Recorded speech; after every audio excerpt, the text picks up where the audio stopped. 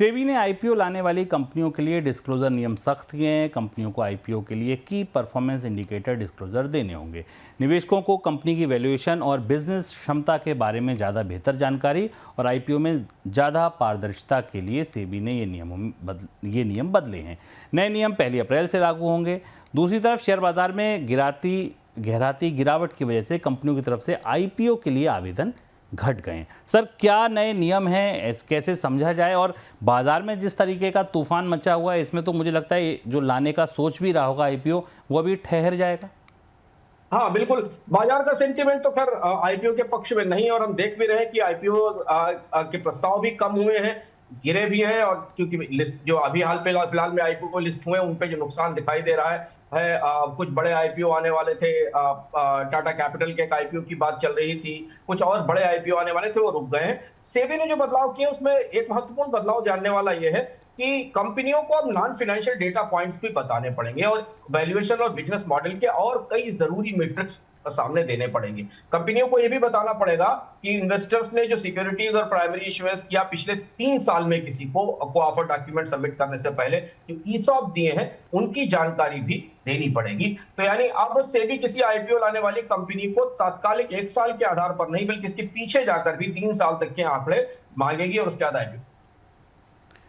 इस बीच अगर देखिए बाजार में जो गिरावट है, इसका असर जो नए लोग जुड़ रहे थे बाजार पर, उन पर भी पड़ रहा है। शेयर बाजार में लंबे समय से गिरावट की वजह से बाजार से जुड़ने वाले नए निवेशकों की ग्रोथ घटी है।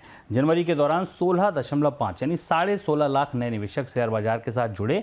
इससे पहले दिसंबर में यह आंकड़ा 18,90,000 का था, यानी दिसंबर के मुकाबले जनवरी में 13% की कमी आई है। बाजार में विदेशी निवेशकों की बिकवाली, कमज़ोर कॉर्पोरेट कमाई और वैश्विक अस्थिरता की वजह से बाजार में निवेशक सहमे हुए हैं। दरअसल आगे बढ़ते हैं, अब ट्रेड वॉर की तरफ चलते हैं कि दुनिया में दरअसल हो क्या रहा है। तो फरवरी में राष्ट्रपति डोनाल्ड ट्रंप की ओर से जिन टैरिफ का आह्वान किया गया था, जिन टैरिफ को लगाने की बात कही गई थी, वो दरअसल लागू हो गए। मैक्सिको, कनाडा और चाइना, इन 3 देशों पर टैरिफ लगाने थे। मैक्सिको और कनाडा पर 25% टैरिफ की बात थी और चीन पर टैरिफ 10% और बढ़ा दिए गए थे। तो सर, लागू हो गए टैरिफ, ऐलान हो गया आधिकारिक रूप से, क्या कुछ कहा गया?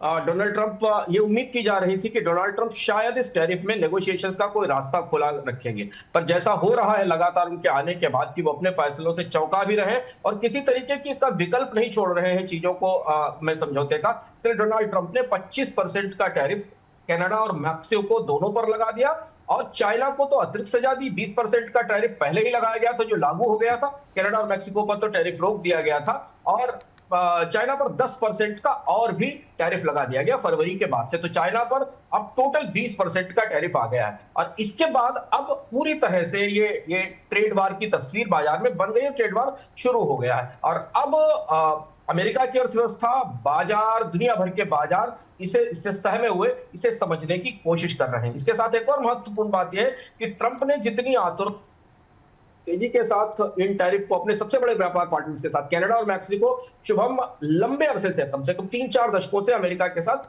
ड्यूटी फ्री ट्रेड का हिस्सा थे। कनाडा और अमेरिका एक दूसरे को बगैर किसी ड्यूटी के सामान बेचता था, और यही मैक्सिको के साथ होता था। अचानक ये पूरी प्रक्रिया बदल गई है, और इस